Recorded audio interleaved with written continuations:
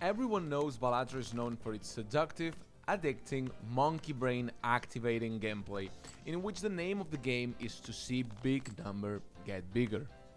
To do just that, you'll need Balatro's most iconic feature, Jokers, who grant diverse abilities and power-ups to your build and can get really crazy combos that can get your scores to scientific notation. It is that crazy. However, among the 20 challenges in Balatro, there is one of them quite special. One of them that doesn't let you get any Joker whatsoever. The challenge, which is a genre upon itself, shall be called Jokerless. This is one of the toughest runs a Balatro player might face, and chances, if you have clicked this video, is because you are struggling with it or you want to tackle the Jokerless beast. So fret not, because I will give you my best advice to make sure that you have the chance to win this. So without much to add, let's jump straight to the basics of Balatro's Jokerless challenge. Since we don't have Jokers at our disposal, it is of the utmost importance that we try to maximize the potential of each blind and each shop in order to benefit us and squeeze all the gains that we can get.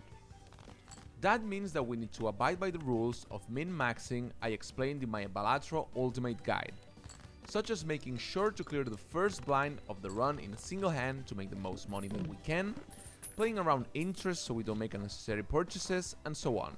Balatro is very restricted in Jokerless, so the few things we need to focus on are vouchers, tarot cards, planet cards, and the less frequent spectral cards.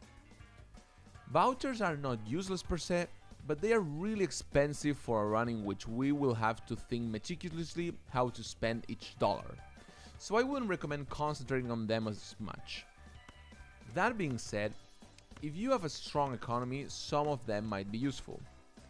Telescope guarantees that you are leveling up the hand you are using for your current run, so it is a good choice to make sure your planet upgrades don't go to waste. Its upgrade, Observatory, is less efficient, although if you manage to get a couple planet cards on your consumable slots, you most likely will win the run. However, this takes a lot of good fortune to pull, so it is not the greatest strategy ever. And hey, whoa, since we're talking about that, let me pause the video for a sec, because I want to emphasize that you need to be very lucky to win this. Jokerless is not fair. You need some luck to win. I cannot stress this enough, luck will play a huge factor into Jokerless. That being said, let's get back to vouchers. Grabber and Wasteful are also really good vouchers, but the extra hand outweighs the extra discards in matters of efficiency. Not only your chances to survive each blind are higher, but the extra hand also helps your economy between rounds, which is huge. Hieroglyph and Petroglyph are an extremely risky vouchers to get, since they lower your hands and discards, but in specific situations they can be used to further customize your deck and come back to the blind you were facing with a far stronger chance to win. Tarot cards are going to be more rare than planet cards, or at least that's my experience playing Jokerless, so you might want to get Tarot Merchant to make them more frequent. Tarot Typhoon feels like an overkill here, in my opinion, so just stick to Merchant. Clearance sale and liquidation also help greatly your economy, so if you can afford them, they are always a good option. Finally, Director's Cut can be good in very specific situations, like say if you are very dependent on face cards and you want to avoid a certain boss blind that shall not be mentioned. But if that's not the case, don't bother. Paintbrush and Palette are also really good to increase your chances of survival, so if you can buy them, do so. Once again, vouchers are not the backbone of our build and they will never be, so just acquire them if you really can afford it. If you are not sure you'll be able to clear the following blind, then it is preferable that you spend your money elsewhere. Planet cards are going to be the Achilles heel of your Jokerless runs, since we are only interested in getting one type of hand, say Full House, upgraded as much as we can. Getting some upgrades here and there will help us initially, but we'll eventually need to make sure we're getting our main hand upgraded constantly. However, and I cannot stress this enough, it is impossible to win Jokerless only by upgrading your hand. That's it. The game score requirements scale faster than your upgraded hands do, so eventually you'll reach a point in which you will not be able to keep up. So what do we do then? Tarot cards. Tarot cards. Tarot cards. Tarot cards, baby.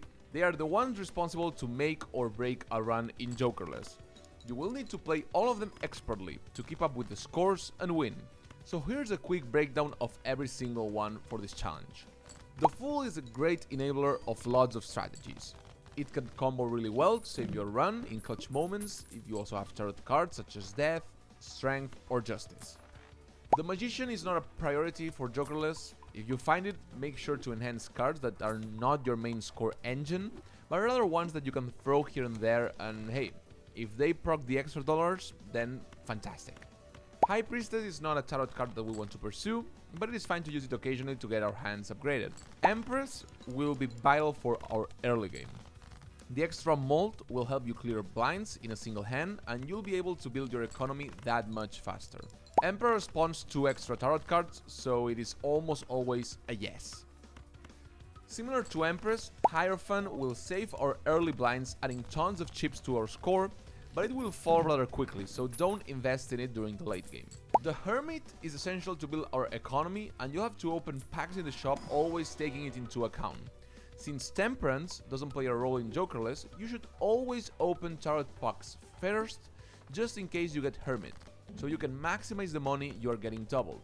Wheel of Fortune is, of course, useless. Strength is also a really good card, since it helps us unlock something like 5 of a kind, and it also helps us customize our deck and get good replacements on broken glass cards.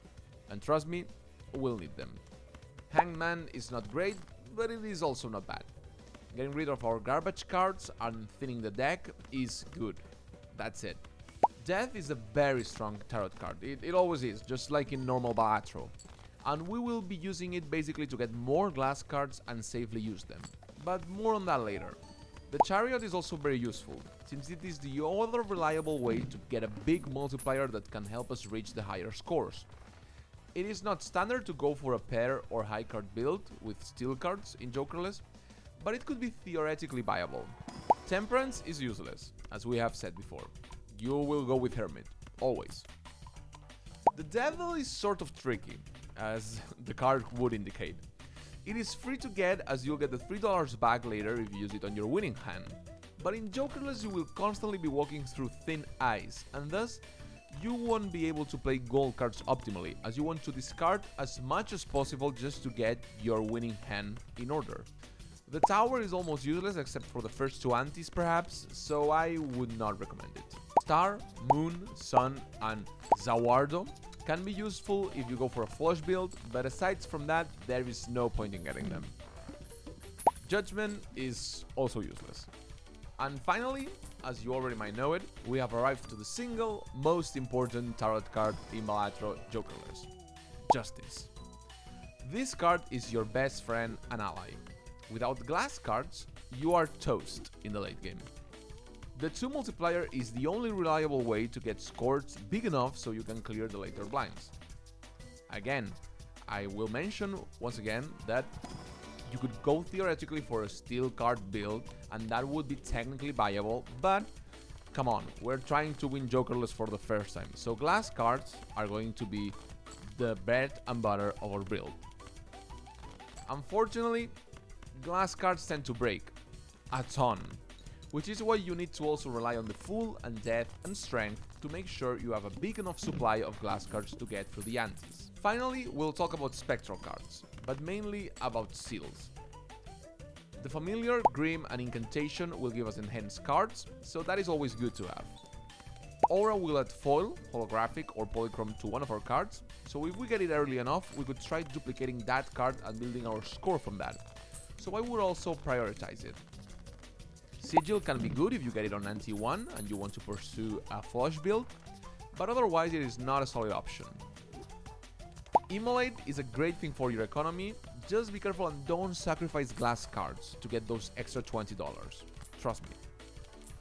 Black Hole is meh unless you get it on anti 1, and Cryptid will let you duplicate glass cards or other relevant cards in your hand, so it is also quite good. Then there's the seals. A gold seal will occasionally help you boost your economy, but it is overall the worst seal you can get stamped on a card. Purple seal guarantees you more tarot cards, so it is excellent.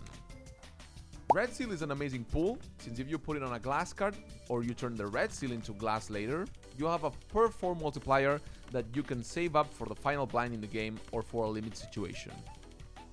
Think about red seals as double glass cards, basically.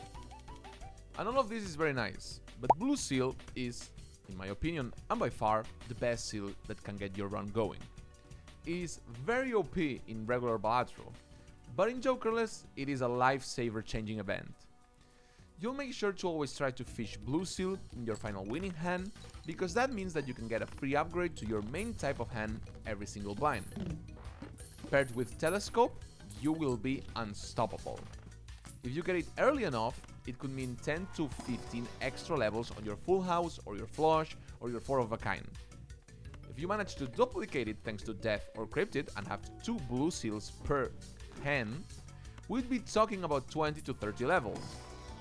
Combined with Telescopes, you could end the Jokerless run with a full house, a flush, a 4 of a kind, whatever, upgraded to level 40, 45 or even 50. That is insane. Convert them into steel cards, or gold cards even, for maximum gains. You are welcome. So with all that said, let's see how a Jokerless run would work in the early game, the late game and the final boss blind to make sure that your chances to win this Forsaken challenge are the best ones out there. So for the first 4 antis, our objective is simple. Find a way to get our score engine going and reaching $20 to $25 to build our economy. To do just that, we'll look to upgrade our soon-to-be main hand with planet cards, and we'll search for Empress and Hierophant to beat the first blinds easily. We want to be saving money to gain extra interest if we have the next blind secured. As an example, let's say I have upgraded my full house and I am about to face the first boss blind. Since getting a full house will almost guarantee I clear the boss, and I'm fairly sure that I will be able to get one, I decided to not spend my hard-earned money just to have an extra dollar of interest added to my savings. This is going to be your bread and butter for the early game of Balatro Jokerless, but you also need to keep in mind that you can go below the $20 to $25 territory if you want to get one of the good vouchers discussed earlier in the video.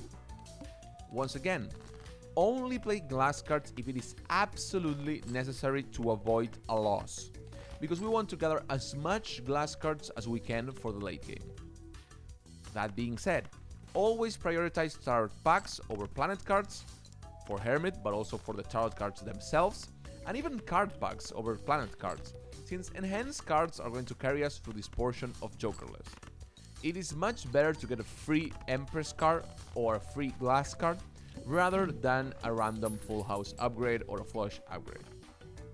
Now, for the late game, we will start to depend on glass cards and steel cards to get through the blinds, since our upgraded hand and our enhanced cards are not going to be enough to clear the scores. That is a reality, that is going to happen, and we need to prepare for that. It is important that you try to not risk any more glass cards than necessary and always consider how to duplicate as much of them as you can. I always try to play by ear and improvise along the way, but if you are really struggling with Jokerless, you can take some of Balatro's charm away and just get out a calculator and try to see if with one glass card you'll be able to reach the score requirement, or if you absolutely need to use 2 of them. It will make it less fun, let's say, with quote marks, but it can be a good strategy to not waste any more resources than you need to. To duplicate glass cards, our main strategy is to find Death and Fool and Justice. These trinity of tarot cards are going to be great for that use, and you'll be trying to make as much of them as you can. If everything has gone according to plan and Lady Fortune has smiled upon you, you will soon enough have reached the final boss blind in Ante 8. I will stress this one more time, but this will require some good amount of luck on your side. But thankfully enough, you are already here. If you can, save up a Death tarot card and a full one on top of it, since this can turn a single glass card into 3 glass cards, which will almost win automatically the run. Just like in Pokemon Nuzlocke, you need to remember that there is nothing but victory past this boss line. So don't be shy and burn all the ships you can. We don't care anymore if glass cards break. It is time to do our Hail Mary and go all in. Fire up all those glass cards, get as much score as you can and pray that it will be enough. And with all of that, I hope that you have conquered one of Balatro's hardest challenge, Balatro Jokerless.